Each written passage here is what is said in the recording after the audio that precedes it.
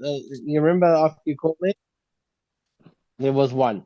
Then again, it was at 12:30, and then there was one at 3:24. Then there was one at 8:30 this morning. And there was another one at 5. Shame. Sure. Sorry, guys. So, Yeah. Um, What's in the, are there it's not like your any fault. facilities and things in the bomb shelter? The one thing I'd like is maybe aircon or something like that. That's kind of good. It would be nice. We have fans in our one downstairs, which is okay. We have PlayStation, Game Boy. I'm joking. We just sit on chairs and watch the things socially, man. So we just sit and talk and chat and laugh. Like it's kind of weird. Yeah, Okay. right, bombs are blowing up above your head. uh, And you're uh, enjoying let, yourself. let's get started so that we can get done. Kevin, you want to teach us two halachas and we can get Yeah, sure. So cracking. You all look dedicate, yeah, let me just get my notes out. We are there. Oh, Okay, so I want to dedicate this to the swift victory, Hashem's protection for our swift victory over all the Rishaim of this planet, and that we don't have to go into bomb shelters, and there's freedom, true freedom in the world. And our amen. soldiers are Amen. protected, Air Force is protected, and Klal Yisrael throughout the world is also protected. Amen. Amen. Okay, so this week's parsha is Parshat Shelach, and two halachas from this week's parsha. I'll try to keep it brief. The first one is mitzvah of tzitzit, where you have if you have a four-corner garment, you have to wear tzitzit, which are the strings, and the some people have the blue thread, which is called techelet. They get it put on, and you see some guys with blue strand. Or it's not there. Most people don't have this because it's not the real deal. But some people feel it reminds them of the techelet in going back to biblical times, and you only have to wear tzitzit during daylight hours from sunrise to sunset. Some people wear them all day long. I just took mine off now because it's too hot and it's like getting dark. So, okay, then the second one is is evil speech, not to speak lashon hara about anything, and just generally not speak. I know I've said this before, but I'll come back to the parsha with this, just to try not speak negatively. And this in the parsha of this week is when the spies were sent to the land to do a reconnaissance mission and report and do a good report on the land, and only two out of the the tribal leaders actually gave a favorable report, and they said bad things. So this is actually considered lashon hara, where the bad things, negative things were said. And it's like, I'll just give one more thing before I finish. Like, people say that about certain cities in Israel. And I live in Ramat Gan next to Tel Aviv, and I used to live in Tel Aviv.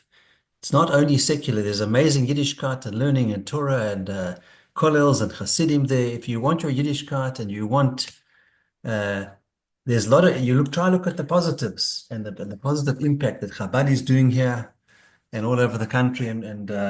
So if one wants to be negative, one can be negative, but one must always try to find the positive in things. Superb. Good. It's a good point, Kev. All right, guys, let's get cracking.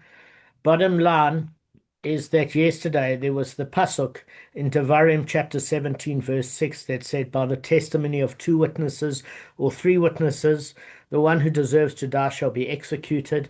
He shall not be executed by the testimony of one witness. And both Gavin Simpson and Aidan basically came up with the fact that it wouldn't need to say by the he shall not be executed by the testimony of one witness, because it's superfluous if you had to read it. By the testimony of two witnesses means two or more. You wouldn't even have to say three witnesses.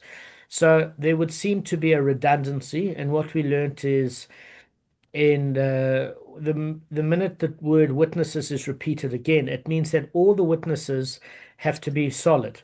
If any of them are disregarded, this doesn't only relate to Adam Zummerman after the fact that they found to be conspiring, but if they disregarded in the sense that they're discredited based on either reputational issue of being a habitual sinner, a professional gambler, or they have some sort of bias because they're related to either the plaintiff or the defendant or the other witnesses that cannot testify.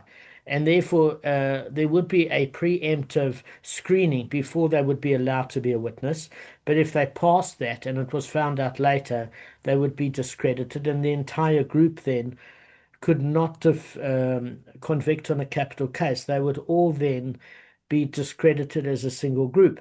And this is done as a mercy on one liable for execution. Okay.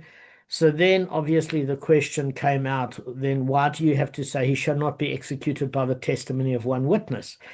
That would again seem superfluous. And the answer given is if two witnesses viewed the incident from the West Wing and two in the East Wing, we know that unless they see each other, they don't form to one group of four people. There would be two separate groups of two people each. But we don't know anything regarding if there was one person that viewed the crime in one room and another viewed the crime in a second room, but they did not see each other. Do they combine to form a set of witnesses, being two in total? And we learned not only from the mission itself, but we learned from a brisa saying that they cannot be joined together if they don't see each other. And that seems reasonable enough. But then there was a strange sort of indication from the brisa, and it says, but that's not all. They do not combine to form a single set of witnesses if one came and then the other came from in the same window. And the Rav Papa said to Abaya, now, if one observed from this one window and then another individual witness observed from that window, and each of the witnesses saw the entire act, then, and you say they do not combine to form a set of witnesses, then how could you think that one after another seeing the act partially, if they didn't see each other either, would be admissible as witnesses? Because they only saw the act in part. Each one of them, the first witness saw the first part, the second witness saw the second part. Now, do you remember the answer? And then we can go on quickly. Guys, you're on mute. Guys, what's the answer? Don't all jump up at once. What was the question about why? Yeah, listen, it's even. It would seem that if both of you are in the same room at different times, but if you view it from the same window, you would think that there's more likelihood that you would be joined together than if you're in two separate rooms. But if you're in two separate rooms and you don't see each other, then and that one definitely, without a doubt, you can't be joined together. Then even more so, I would say, yeah, because of the fact that they didn't see the whole act. If it's monetary, you can join them, but if it's capital, you can't. Okay, so Brendan, that was well remembered. That was a good insight. So, Gav, just to say that the discussion in the Gemara is Rav Papa said to Abaya, look, what's confusing here is as follows: is you in your particular apartment, you see the entire homicide. And I'm in the apartment next door and I'll see the entire homicide. Yes, we might not have seen each other, and therefore we needed the pasuk to say that if each of us saw the entire crime, we do not combine to form one set of witnesses. Because we know from the pasuk that if it was only I viewing it alone or you viewing it alone, one witness can never convict on a capital case. But when you saw the entire crime and I saw the entire crime, but we didn't see each other, what makes you think they couldn't combine and testify against the murderer? And we only know that you can't because of the pasuk in Devarim chapter 17 verse 6. So on that basis, when we've got clarity on that, Rav Papa says to Abai, but how could you think that the greater novelty would need explanation? Because Gavin, if you viewed the first part of the crime and you left the office, say for example, and then I came to the office. You left like 30 seconds before, and I came there to do documentation, and I saw the remainder of the crime. In what basis do you think that that would be allowed to combine when again uh, we didn't see each other, but let's just say we did see each other for a second or whatever the case may be. What makes you think that they would combine when we never saw the crime each in its entirety? How can we convict on that basis? That's the question. Okay, B, I want to go on. Any answers? I mean, we covered it yesterday. Just so I remember you relating this to adultery. So you perfect. said as long as you've seen enough of the crime to know with full certainty that this crime is actually happening, it can't be anything else. So no, so you got it partially right. Your memory is excellent. Adultery is any sexual offense that's worthy of the death penalty. It could be incest. Any of the capital offenses with regards to adultery, you're not going to see the full cohabitation because you might not get there at the very beginning, but in 2 minutes you can work out what's going on.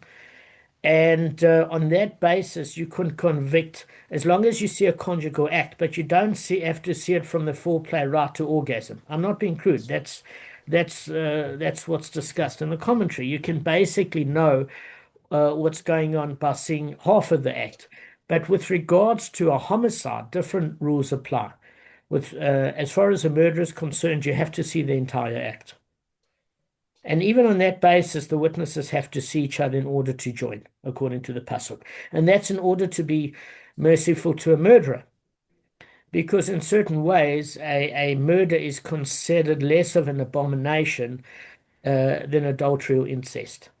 Because if you have a look at certain crimes at which the Jewish people were hammered, specifically if you look at Bilam, with a Moabite woman and certain issues of sexual immorality during the Noahide time, that wasn't looked upon favorably by Hashem at all. Not that murder's condoned, but it's not an infected spiritual side of things. It could be in a case of anger that a person strikes his fellow and he's insane for that moment. But the sexual crimes considered to be an entire infliction upon the Jewish people. All right, can we move on? Does anybody have any questions? Yeah, just one question, James. So how would this work, just practically speaking? Say someone sees a person fire a gun, and that's all he sees, and you have a second person witnessing the bullet go into the guy's head. Would that be defined? And just say, is that defined as one act or two acts, right? Because we said he has to see the totality of the murder. So what is the totality of the murder? Is it the firing of the gun and the entering of the skull? Or is the totality of the crime just the entering of the skull and maybe exiting the skull? What is the actual crime? Where does it begin and where does it end? Okay, so 2 points I want to make. I think it's a superb question. It's a little bit easier to see it pre-technology in terms of the Gemara. So let's just say the question would be, is it, let's just use an example of probably a crossbow, but a gun would equally relate. Is it the point at which a person it leaves the trajectory, or is it at the point of penetration and death? Because even when a knife penetrates, that might not be the point of death. It could be an hour later. Do you have to view the entire dying process? Yeah. If a bullet leaves the gun at a certain trajectory, when it's conclusive that you know that the person's not going to survive, so he's half a meter away from a shotgun, and 5 seconds later, there's another witness that sees this person with half his back removed, ventilated. And the thing of it is, if it's two separate witnesses, it cannot be joined in a homicide act. Can't. That's what's such a chiddush here, because you would think, but logically it should be. That's why we need a pasuk.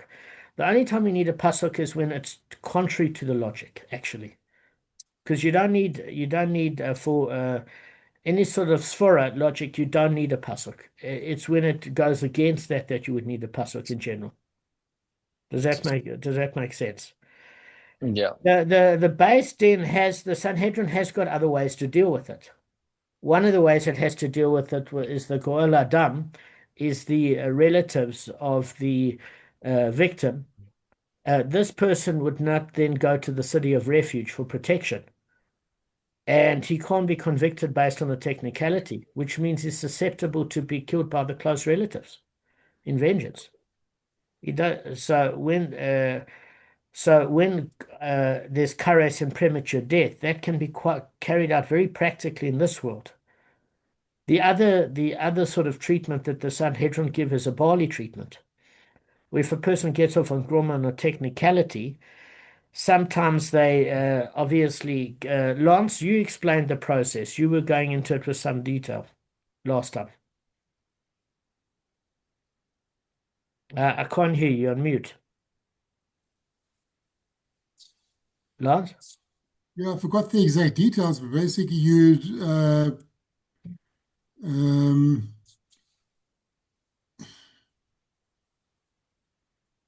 you give them a lot of barley and later You starve just the a lot of person for a barley. day or two. You give them basically like partially cooked barley where they're so starving and so thirsty.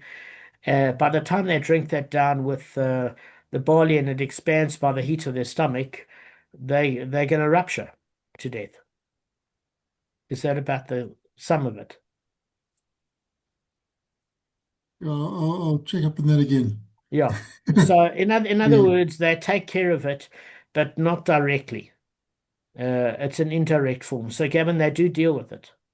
They just might have it on. Why they go through these hoops, I'm not quite sure. It's one of the frustrating things of the Gomorrah a little bit, or not the Gomorrah, but our understanding of it.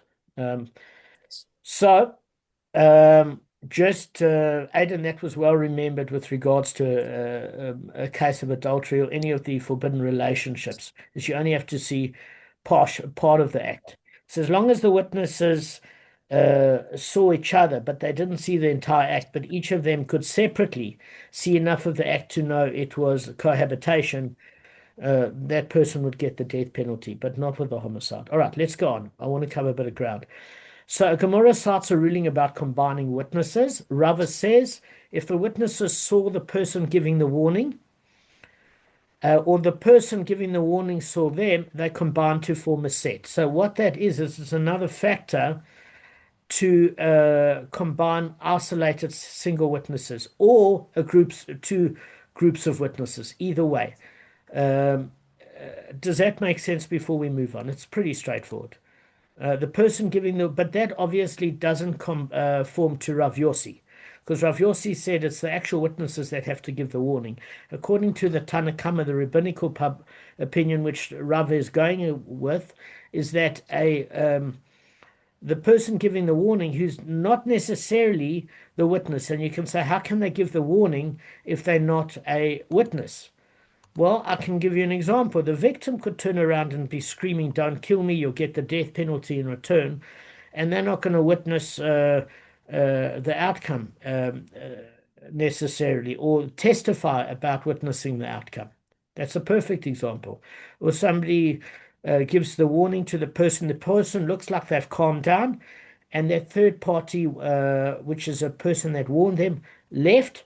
And then this person thinks the other person had some fancy chirp and irritated the person, and they didn't know anything about self-preservation because they had a big mouth. And then the person decided just to like shish kebab the person with a blade. So in that particular case, it doesn't mean that the person issuing the warning will be there to testify. But as long as he saw the witness in each window, from each of the groups or each single witness in each window, even though they didn't see each other, that's enough to combine them. All right, let's move on. It's pretty straightforward.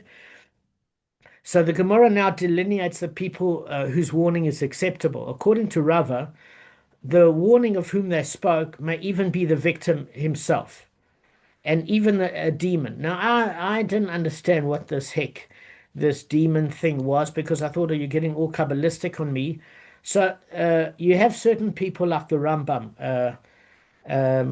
So like probably Gavin Simpson and myself would probably appreciate the Rambam more, because it's not whole abstract esoteric. It's pretty practical. So what's described as a demon is that where you can't basically attribute to the voice to a particular person.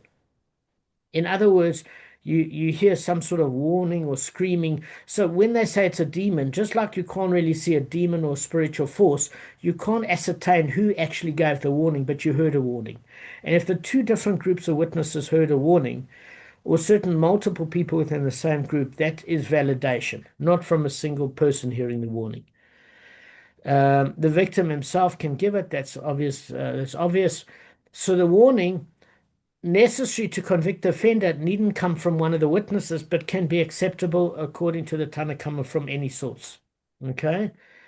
Obviously, Rav Yossi doesn't hold like that. Now, Rav Nachman said the testimony of isolated witnesses is effective in a monetary case, exactly as Brendan remembered, even though these require the testimony of two witnesses. Because the pasuk is very specific. It says he shall not be executed by the testimony of one witness. So it obviously clearly only speaks of capital cases. They don't combine. But there's a question that Rav Nachman asks, which he poses, and then Rav Zutra has a challenge to it. So in other words, if the two single witnesses didn't see each other, and therefore their testimony is not effective combined, then in that particular case, and a monetary case, it is effective. Rav Zutra said it doesn't make sense on one basis, because it should serve to save the defendant in capital cases. Why? Torah principle to lean towards leniency. So then what we should do is we should combine the set of witnesses in a capital case where it could spare the defendant. Now, can any of you guys give me an example where that would occur? Very simple example. If one of them's either not kosher to be a witness, so that would exempt both of them, or if one of them's out of town at that time. So they can subpoena him if he's out of town and wait. But Gavin's correct, is that the higher the probability of a bigger group of single witnesses, the higher the probability of discrediting one of them. They don't even have to be Adam Zomamim, because they related to either the other witnesses, the plaintiff, or the defendant. It's pretty likely in a small town. And therefore, to be discredited on that basis, which means you cannot rely on the testimony of the remaining witnesses, unless all the witnesses are valid witnesses, once they're inducted as witnesses, and there's no further, skeletons in the closet, then you can proceed. So the thing of it is, with a bigger group, you only need one witness to discredit the other valid witnesses in a capital case. So according to Rav Zutra, let's combine witnesses in a bigger group. We don't have to combine two single witnesses, because two single witnesses now suddenly become a force of two witnesses that are able to convict the defendant. So he's all for having this rule that the two single witnesses have to see each other. Otherwise, who's to know that they can necessarily combine based on the puzzle? But he's saying in a case where there are two groups of witnesses, it would be better to combine them, because most likely you wouldn't be left with a set of witnesses that are intact when the other group are Adam Zomamim. They would all be disqualified, and therefore the defendant wouldn't be killed. Does that make sense, guys? Not to me. Why does he want that? If the guy's guilty, why is he trying to get him off? And if he gets off by technicality, then the bet thing, like we mentioned before, is going to put him to death anyway. So what's his thinking behind this? Okay, so I think that's Rav Zutra. That's a good question. So Rav Zutra might be the one that doesn't hold necessarily by the barley treatment. There are opinions that do hold by it, and there are different times in Jewish history. But clearly, there's this whole concept of a Sanhedrin, once in 7 years, once in 70 years, and we're going to end off like this during this week, explaining that. So it's known as a Sanhedrin, as a destroyer, as a Sanhedrin with blood in their hands. So Gavin, you've heard of that concept, obviously. if they kill. So I had the same question the minute I heard it from Rav Simcha Steinhauer about this barley treatment. I said, what are you playing games for? If the Beis Din doesn't kill him directly and they kill him indirectly, then what do you mean it's a clean Sanhedrin? They're not clean. They're just figuring it an indirect way to kill this person. Why are you playing games? Either kill him or let him go. In other words, like, why pretend it's not a Beis Din that convicts, and why is to say it's a bloodthirsty Beis Din? And one of the opinions is that if they figure out that this person is guilty and there's no exonerating circumstances, they're happy to kill him, and they're happy not to delay the death. But in this particular case, Rav Zutra is basically saying the entire reason that 23 judges get together is on the basis that they can put their heads together and find some technicality to get the defendant off. What I do need to do is I need to speak to Rabbi Goldschmidt or Rabbi Ran Cohen or Rav Simcha together and figure out when this barley treatment did apply, because there has to be certain ground rules. Otherwise, it doesn't make any sense. I agree with you. But if there's only certain cases that they apply the barley treatment, fine. Rav Zutra might say that although this person isn't entitled to the city of exile, he might leave town because nobody is going to trek 1,400 kilometers to try and get some sort of vengeance. So therefore, this person would have a reasonable chance of getting off. So it seems as though the Beis Din are trying to get the defendant off. But I have the same questions as you as to why go through this process if there's an indirect way to kill him. It must definitely, well, this is what I'm guessing and I'm thinking, and I think we have discussed this, I don't know, yeah, or at Simcha, but I'm pretty certain that spiritually it's far better for the person to die of the body treatment than it is for him to be sentenced by the Sanhedrin. And I think that's where the key is.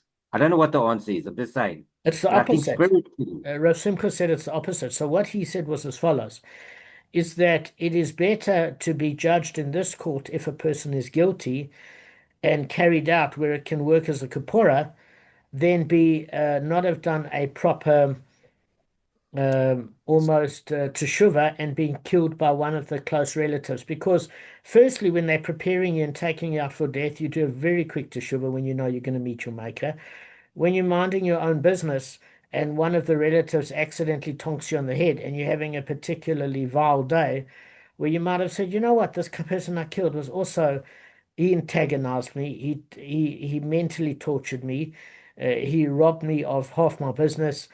He might go to a case where sometimes somebody can have a teshuva, and then you kind of recant and say, well, you know, this person also, maybe he didn't deserve to be killed, but he was sleeping with my wife. Maybe so it's not as full a teshuva as knowing that a person's going to die in the next a few hours, and then they make a proper teshuva. Do you get what I'm saying? Because a but person then, okay, all right, so, all right, I remember that now. Okay, all right, so I had it mixed up. All right, but that's even worse then. Then it's even worse that the death then's doing what it's doing. Because if they give them the body treatment as opposed to putting them to death, they're actually doing them a disservice. So No, it's even more the barley treatment in a way is a little bit better. The worst is when they don't do the barley treatment. This is why they might now, obviously, that's the worst. and then release this I agree with person, you. and then But Allah But done. why don't they favor when the body treatment is an option, right? Let's presume it's 50% of the time, or a lot of the time, the body treatment, it goes the body route. I don't understand why they don't actually put the guy to death properly, not let him get off, find him guilty, because if that's the greatest tshuva, that's definitely the greatest out of all of them as far as tshuva goes. Well, the reason That's what I'm trying to say. is based on a technicality. So I don't understand why they have the barley treatment at all, because the reality is you can't put somebody to death if it's groma, which means if it's indirect. So if it's indirect, that they tie the guy to the pier of the beach and wait for the tide to come in, and they can't kill him because he said, well, I never killed him, I tied a loose knot. Then just like he died indirectly, the victim, so too the murderer dies indirectly, not through the Sanhedrin, but through the barley treatment. So the reason why they don't want this person to escape is because this person forms a danger in society. They really form a danger in society because of their nature. So they don't want to put society at risk as well. So what I need to do is I actually want to get to the bottom of this, because this has been not only bugging the two Gavins, but it's been bugging me in the group for a while. Is that what's the point of saying the Sanhedrin doesn't have blood on its hands when in fact they used an indirect method of killing? But also, in terms of the teshuvah, that is the best process. Either the barley treatment, because Gavin, when the person's not released and they know you're going to get the barley treatment, the teshuvah process is probably as taken seriously. When a person's given months of freedom and suddenly they get killed by one of the close victim's relatives, they might initially feel a huge teshuvah, but then they start to feel resentment that they're on the run all the time, and they say, but this person actually slept with my wife and took half the business. And they might not feel a proper teshuvah. So it can be counterproductive. But why don't they just put everybody? Why don't they just let everybody go on the body treatment then, and just ignore putting people to death? Period. And you don't have to learn all this all these rules. Yeah, look, the thing of it kind of defeats the whole purpose. I know that is very complicated. This we don't know. I'm just saying. I've no But you idea. see that type of argument, you can go that direction and say, listen, scrap the whole bit then. You know, if there's enough witnesses, just give the guy the body treatment. Just give everybody the body treatment. Correct. So it's something I need to speak to Rabbi Goldschmidt about, because I don't think we had clarity from Rav Simcha Steinhauer on this. No, not exactly. We didn't. We were learning it. Just let me mention to Gavin Simpson, we were mentioning this when we did Sanhedrin, when we did Makkos with him. Sanhedrin was about like 11 years in total, and Makkos and everything, and there was no clarity. So I need to. The reason why I need to speak to Rabbi Ran Cohen is he's done the whole of Shas multiple times, and Rabbi Goldschmidt might have a source as to when you apply each one. But the bottom line, just to end off this Mishnah, is that the Gemara responds that it's a difficulty because it understands Rav Zutra's point of view, that why can't you apply a rule of joining the two groups when it would save the defendant if that is your goal? If that's not your goal, then fine. But if it's the case in monetary cases, why don't you just apply the pasuk when it came down to a stringency where you don't join two groups of witnesses, but not when it comes to a leniency? But then I guess the other opinions would be that you can't ad hoc apply a pasuk when it suits you. But if the pasuk is meant for a leniency, then why not apply it just in cases of leniency? But Gavin, I'm Damon? not 100% sure. Lance, yeah? Look, I think the body might have its place. Like, say, for instance, you have a rape, and then the only witness is the victim, and then she gives birth to a baby who's a splitting image of the rapist who she accused, then the body treatment. Lance, as enthusiastic as you are about the body treatment for rape, that's not the punishment for a rapist. Yeah. But well, maybe it's he rapes and it's a married woman. Maybe it's more not just rape, but adultery, whatever.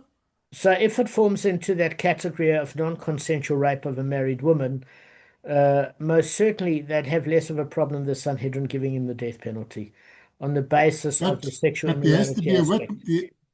But there would have to be if there's no witness, and then he witnesses the victim. It's not sufficient to give a death penalty case on the basis of one witness. Or the body. You can't get the body without a witness. With one witness, you can't. It's because you need two witnesses. It's clear that in any capital case you need two witnesses. Well, and it's a woman, so you don't take her testimony. Yes, but she's the victim herself. So in a case where a woman's a victim, she's not testifying about somebody else's case. She's in fact the victim. So testimony is not considered witness testimony. It's considered she's one of the protagonists in the case. It's a different issue. let me find out specifically about the barley treatment because it's a hang-up that we've had and we haven't been able to sort it out. All right, I'm happy to end a few minutes early. Tomorrow I actually want to fly through and cover a lot of ground. I'm going to just leave it to you guys to be able to do Pazora so we don't spend a lot of time with revision. And then we can just go on. What I want to do this week is I want to try and see if it's possible where we actually cover the new Mishnah and this Mishnah, and then we will have finished chapter 1. Let's get it done this week. So I'm not going to do any more revision. Deal. Then we can finish the chapter. We're done. Deal. Okay, guys, sorry about this. I know we didn't cover a lot of ground, but I was hoping you'd all remember it and we could just fly through. Okay. Any questions before we finish that you want me to ask Rabbi Cohen or Rabbi Goldschmidt? No, just that one. But maybe ask them both and get different opinions because I think it's quite a big subject. Yeah, I will. All right. We'll cover more ground tomorrow. I'm looking forward to it. Thanks, guys. I know, listen, one of the reasons why we didn't want to cover so much ground is Arthur's exhausted, Kevin's exhausted, and like I think we can speed it up tomorrow if you're not in the bomb shelter tonight. All right. Thanks, guys. Ciao. Cheers. Yeah.